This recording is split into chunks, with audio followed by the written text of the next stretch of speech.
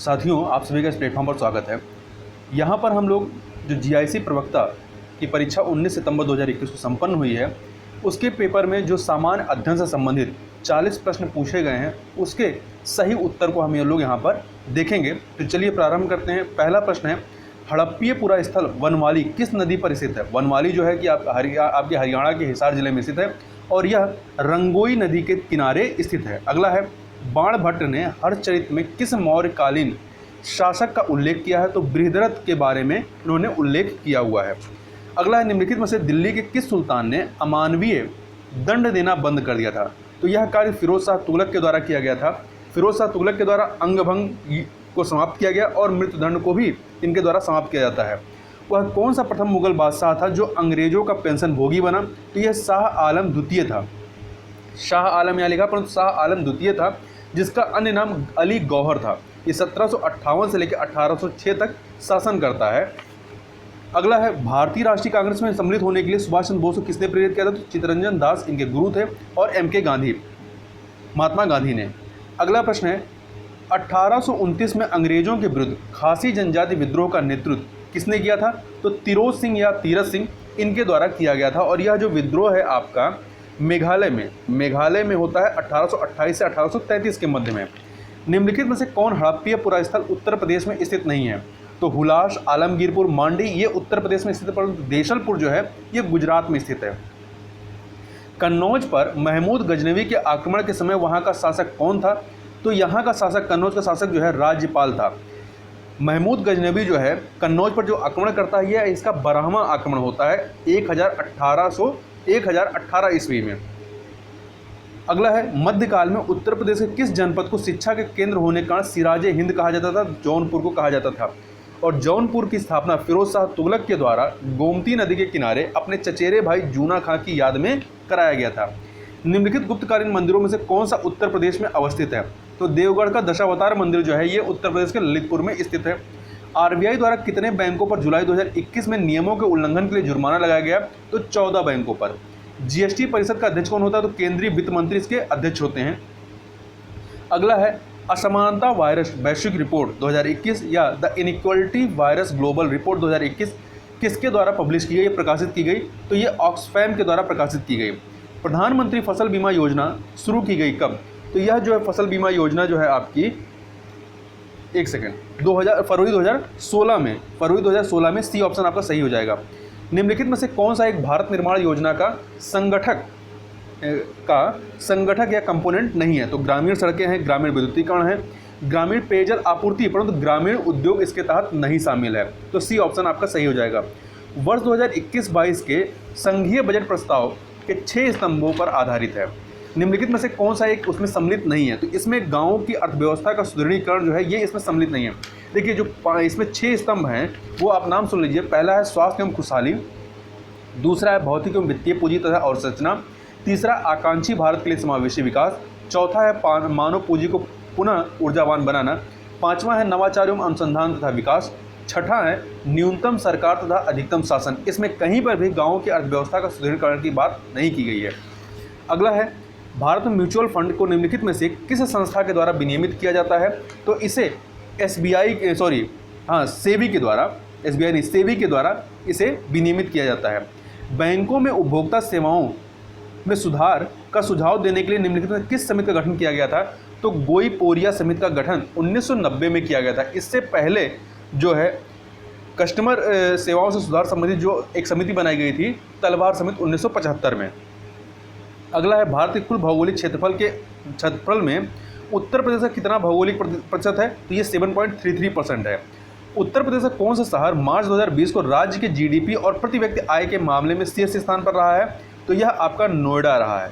नोएडा जो है शीर्ष स्थान पर था, जबकि लखनऊ जो है दूसरे स्थान पर रहा है।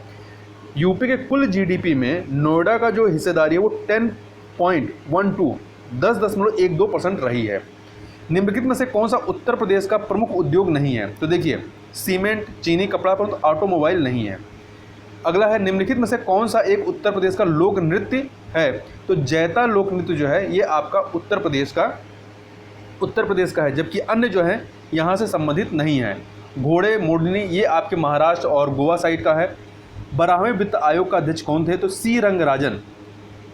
12वें वित्त आयोग का को जो अपॉइंट किया गया था ये नवंबर 2002 में अपॉइंट किया गया था और इसकी अध्यक्षता सी रंगराजन ने की थी। अगला है, निम्नलिखित युगों में से कौन सा एक सही सुमेलित नहीं है? एक तरफ राज्य दिए गए और दूसरी तरफ राज्यसभा में सीटों की संख्या।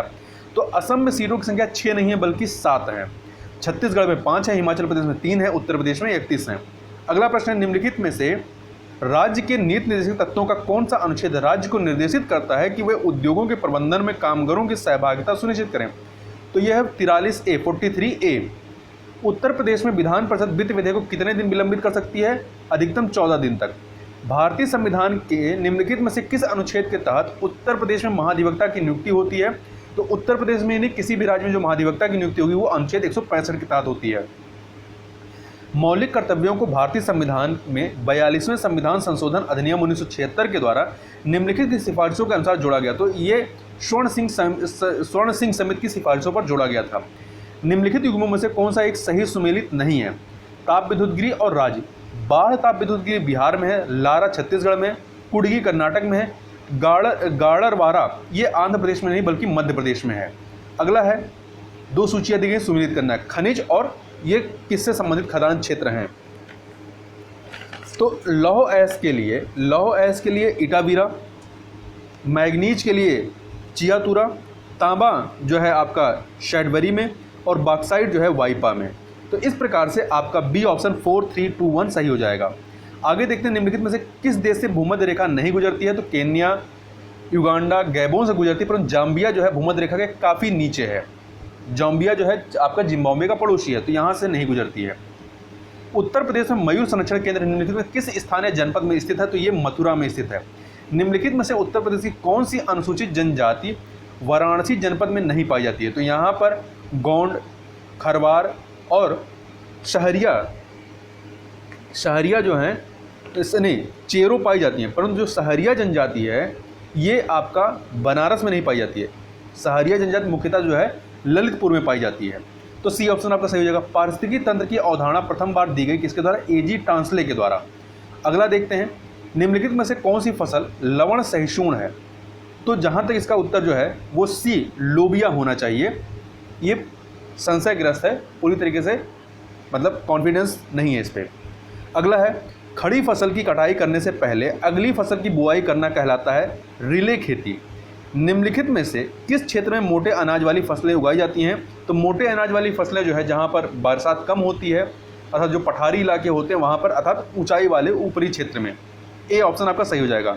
सौर ऊर्जा का कारण क्या है? तो इसका फ्यूजन रिएक्शन अर्थात संलयन जो अभिक्रिया होती है वही इसकी ऊर्जा का कारण है। अगला है, विलुप्त संख्या ज्ञात कीजिए। तो इसमें देखिए उत्तर जो है आपका सी 20 आएगा। कैसे आएगा आप देखिए, 4 के सामने 14 है तो 4 × 3 12 हुआ, 12 + 2 14 हो गया। 9 × 3 9 × 3 27 + 2 29 हो जाएगा। 26 × 3 78 + 2 80 हो जाएगा। तो 6 × 3 18 + 2 20 हो जाएगा। सी ऑप्शन आपका सही हो जाएगा। शब्दों के विषम युग्म को चुनिए। मृत्यु रोग, अंगूर, शराब, दूध, मक्खन, पानी, ऑक्सीजन। तो इसमें देखिए अंगूर से शराब बनती है, दूध से मक्खन बनता है, पानी से ऑक्सीजन निकाला जाता है, परंतु रोग से मृत्यु होगा ना कि मृत्यु से रोग। तो ए वाला जो है वो विषम है। तो इस प्रकार से यहाँ पर हम लोग ने 40 प्रश्नों को यहाँ पर देखा। तो इस वीडियो में बस इतना ही। मिलते हैं नेक्स्ट वीडियो में, तब तक के लिए बहुत बहुत धन्यवाद।